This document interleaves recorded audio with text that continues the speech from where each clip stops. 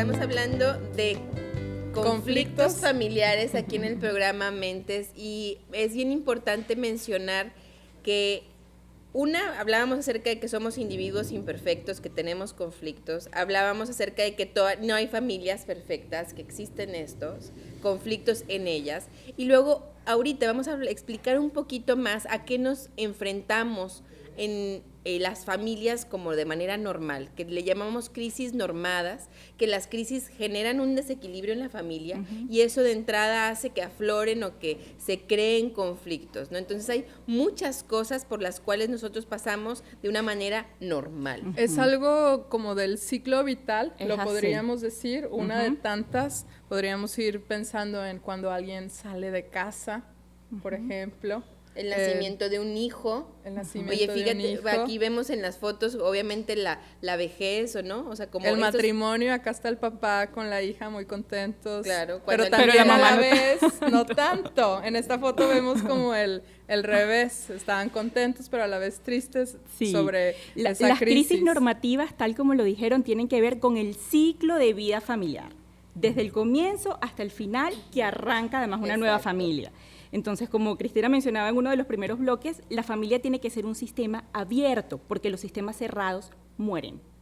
O sea, si no hay la suficiente apertura para tolerar que los hijos se emancipen y se vayan, mueren, porque no siguen las siguientes generaciones. Claro. Sí. Si una pareja no se abre a poder recibir un tercero y se convierte no solo en equipo de pareja, sino en equipo parental, pues la familia no continúa entendiendo una familia con hijos. Exacto. Entonces, estas crisis normativas tienen que ver con eso, con el Claro. nacimiento del primer Con hijo. el paso del tiempo. Cuando los niños, por ejemplo, empiezan la escolaridad, también se dan crisis. Sí, Y hay claro. duelos de los padres, porque ya ahí empieza la diferenciación. Cuando arrancan con mayor nivel de exigencia, por ejemplo. Claro. O cuando la pareja ya empieza a lidiar, que pasa todo este periodo de enamoramiento, de luna de miel y de convivencia y de cotidianidad. Estas crisis de los 7, de los 8, de los 9 años. Luego los adolescentes. Sí. Luego los adultos en edad intermedia.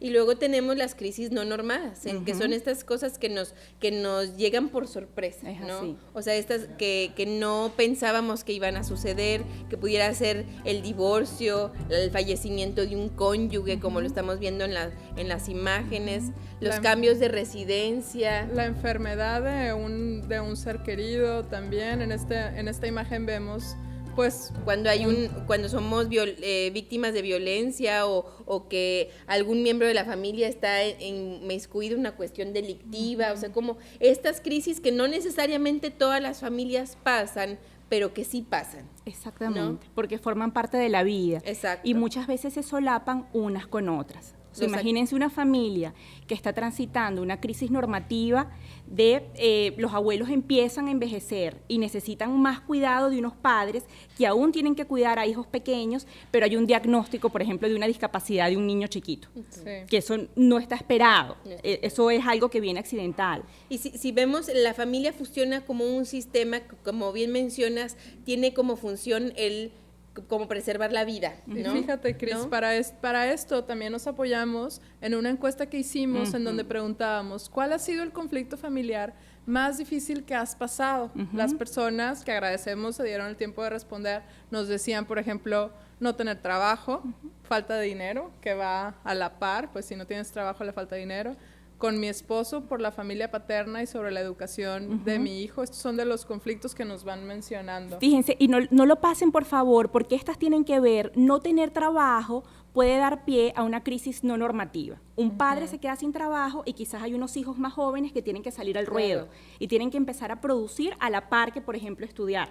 Y yo ¿Ok? creo que eso es Exacto. clave, entender que la familia, lo que les estaba mencionando, es un sistema, y es un sistema que siempre se está moviendo y necesita moverse para adaptarse a los cambios que vienen normal por el paso del tiempo. Y otras personas nos fueron contestando, ver a mis padres pelear delante de mí y verlos lastimarse física, verbalmente, una y otra vez.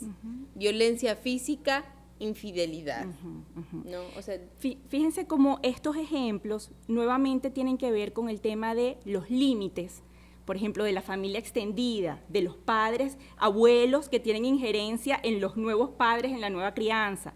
El tema de los límites también tiene que ver con violencia. El tema de los límites también tiene que ver con que los niños y los hijos presencien discusiones con los padres. Y el tema de la infidelidad también tiene que ver con los límites. Entonces, la familia es esto, la familia es una estructura, tiene una forma y tiene unos límites que le permiten vincularse con el entorno exterior, pero también dentro de los mismos miembros. También nos respondían, por ejemplo, que si vamos viendo es algo repetitivo, desafortunadamente el divorcio de mis papás, el divorcio de mi hermana, dice, mis tíos no perdonan a mi abuela por su estilo de crianza, ¿cómo entra de alguna manera un recelo entre las crisis normativas, el estilo de crianza? Pues estamos hablando también de eso que se pasa de generación en generación, pero que a final de cuentas recae en no darle lugar a ese individualismo del que venimos hablando. Yo creo que es básico, y perdón que es que yo como un poco necia, pero la vida cambia, la gente cambia, se cometen errores, se viven cosas terribles, se viven cosas normales, dolorosas, y la familia necesita tener movilidad y flexibilidad para poderse ir adaptando, irse cambiando. Este ejemplo que nos dan de mis tíos no perdonan la crianza de la abuela, o sea, el perdón también permite cierto movimiento y cierta capacidad de adaptarnos a estas cosas. Este ejemplo es clave porque tiene que ver con lo intergeneracional y la familia también es legado. Exacto. Y nos vinculamos y criamos en función a como lo hicieron con nosotros. Pero también, porque los seres humanos no estamos todos predeterminados por impulsos o instintos, siempre hay una dimensión importante de decisión y hay una dimensión ética, donde incluso yo puedo decir, yo quiero criar a mis hijos de una manera diferente. Y eso rompe, por ejemplo, con ciclos como la violencia, ciclos como el incesto, pero también eso tiene que pasar por el perdón. Claro.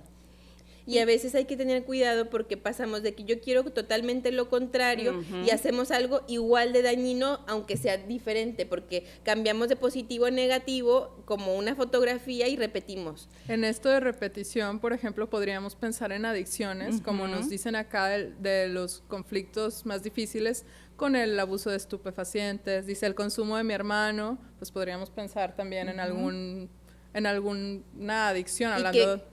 Y que claramente tiene que ver, muchas veces yo veo que gente dice, yo no me casé con alguien que toma porque mi papá fue alcohólico, pero se casan con un adicto al trabajo.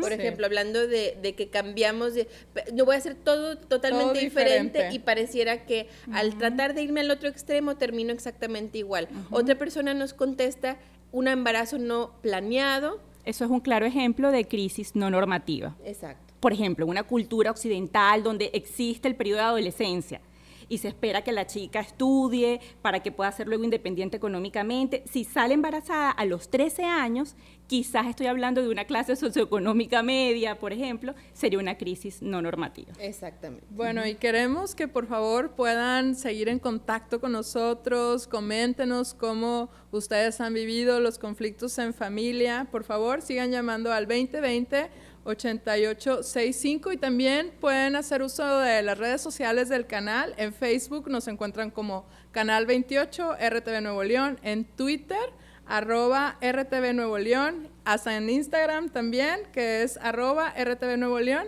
Estamos aquí y en el próximo bloque vamos a hablar un poco de lo que viene siendo cuando las familias son disfuncionales. No se vayan, quédense con nosotros, estamos aquí en Mentes.